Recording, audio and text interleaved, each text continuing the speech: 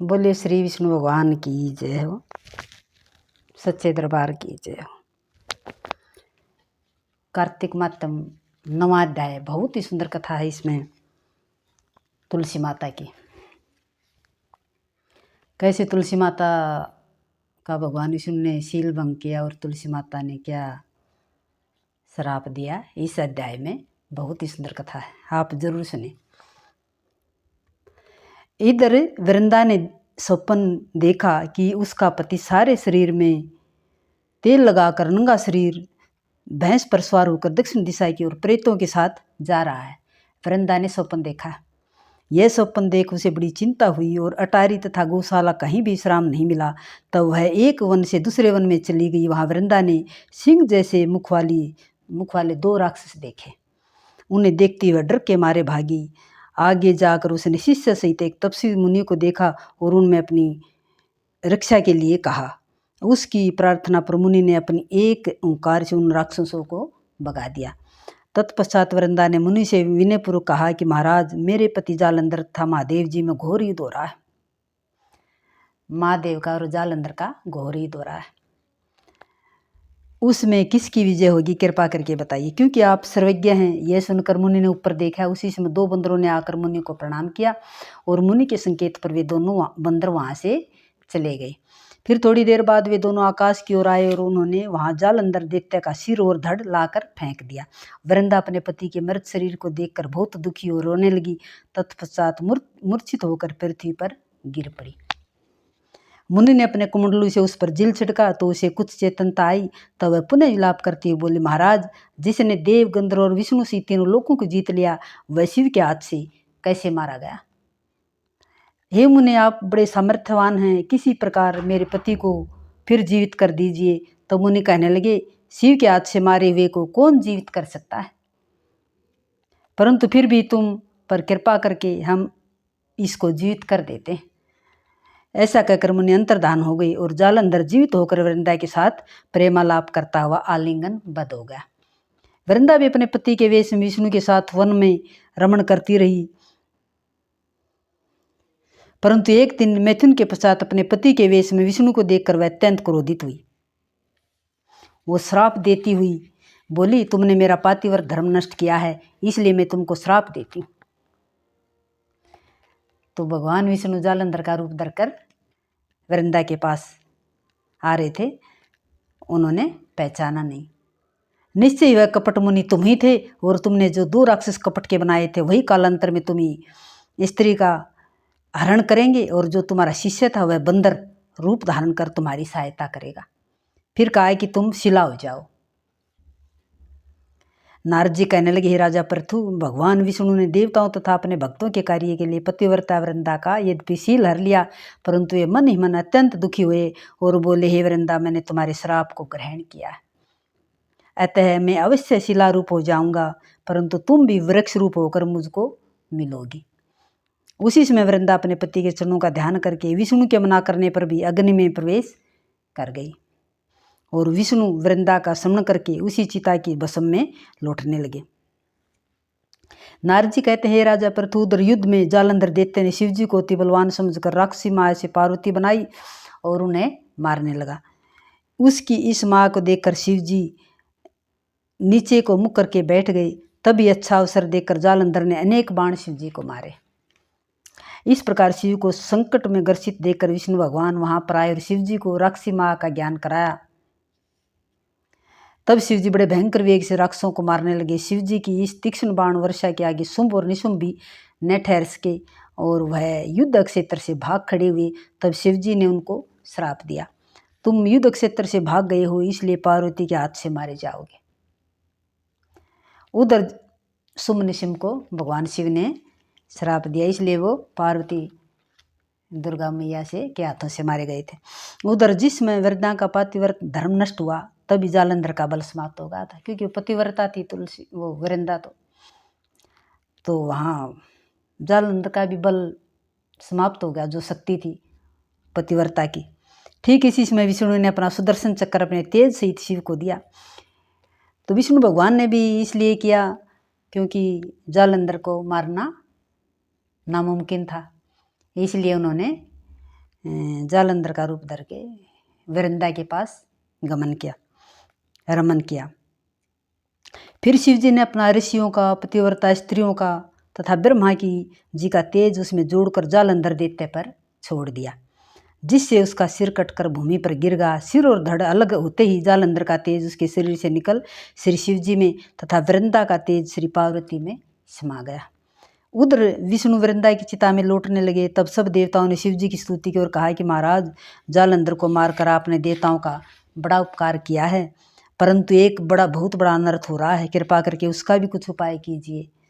भगवान विष्णु वृंदा के पातिव्र धर्म से मोहित होकर लगातार उसकी चिता भस्म पर लौट रहे हैं और किसी प्रकार का विश्राम नहीं कर रहे हैं। तब शिव जी ने कहा कि हे देवताओं, तुम सब भगवान की योग माया की शरण में जाओ, वही सब संकट हरेंगी। तब सारे देवता योग माया की शरण में जाकर उनकी स्तुति करते हुए बोले, हे देवी, आप सारे जगत को उत्पन्न करने वाली, पालन और नाश करने वाली हो। सतोगुण और रजोगुण और तमोगुण तुमसे ही उत्पन्न हुए हैं।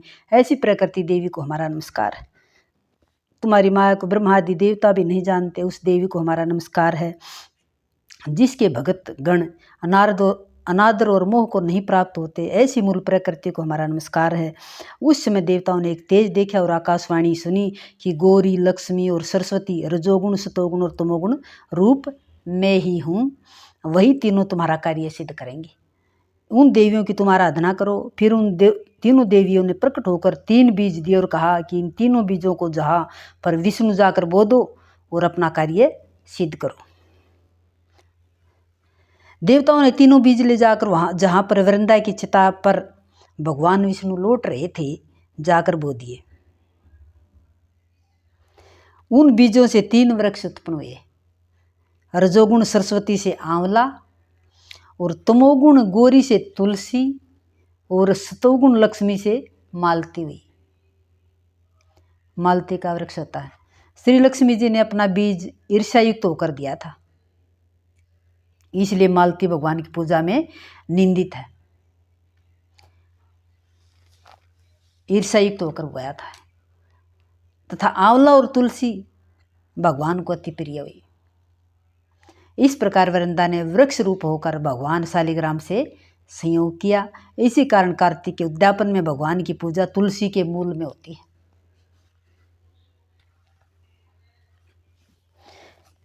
नारद जी कहते हैं कि हे राजा पृथु, जिस घर में तुलसी का वृक्ष होता है उसमें यमदूत कभी नहीं जाते। इसलिए जो तुलसी का वृक्ष घर में लगाते हुए यमपुरी नहीं देखते।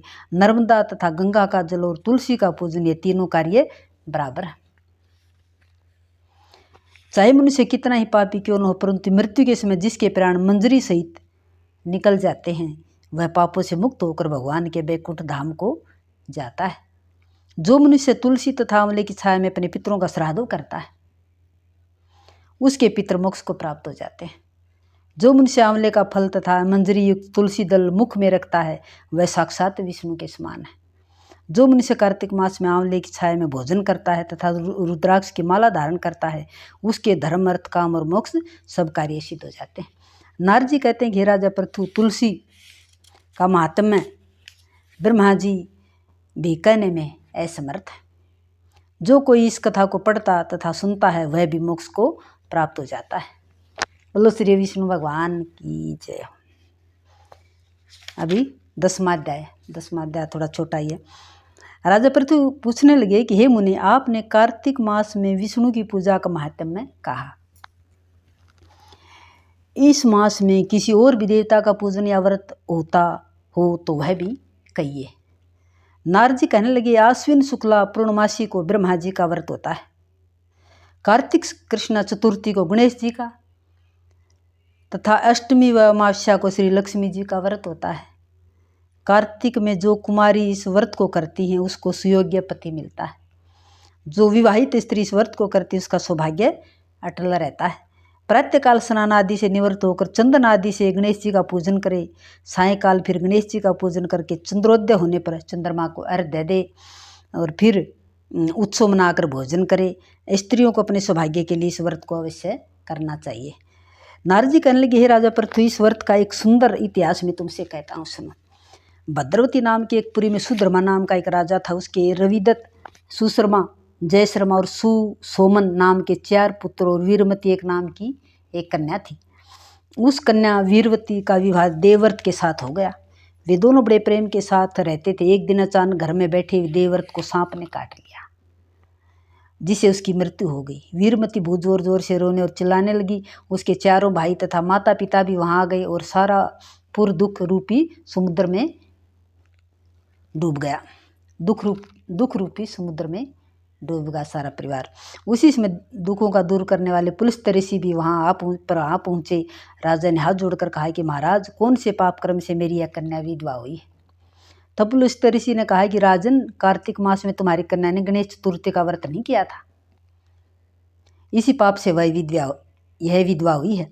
फिर पुलिस कहने लगे, एक समय ब्रह्मा, विष्णु, महेश, इंद्राणी सब दैत्यों के नाश का उपाय सोचने के लिए एकत्रित हुए। उस समय ब्रह्मा जी ने कहा कि गणेश चतुर्थी का व्रत सब दैत्यों का विनाश करने वाला है। तब समस्त देवताओं ने कार्तिक कृष्णा चतुर्थी का व्रत किया और दैत्यों पर विजय पाई। विजय प्राप्त होने के बाद सब देवताओं ने गणेश जी से कहा कि वर मांगो। तब गणेश जी ने कहा कि जो स्त्री कार्तिक कृष्णा चतुर्थी का व्रत करे उसका पति चिरंजीव हो, जो न करे वह स्त्री विधवा हो जाए। अतः इस व्रत को अश्वमेव सब स्त्रियों को करना चाहिए। पुलिस तेजी कहने लगे कि हे राजन, तुम्हारी कन्या ने इस व्रत को नहीं किया था, इसी कारण यह विधवा हुई है। यदि वह अब भी इस व्रत को करे तो उसका मृतक पति जीवित हो जाएगा। यह कहकर ऋषि तो चले गए और राजा ने अपने जामात्र के मृतक शरीर को तेल में डलवा दिया। जब कार्तिक मास आया तो उसकी कन्या ने विधिवत व्रत करके उद्यापन में ब्राह्मणों को बहुत सा धन दिया, जिसके प्रभाव से उसका मृतक पति फिर जीवित हो गया। अतः सौभाग्यवती स्त्रियों को अपना सौभाग्य की रक्षा तथा संतान प्राप्ति के लिए यह व्रत अवश्य करना चाहिए। बोलो श्री गणेश भगवान की जय। सच्चे दरबार।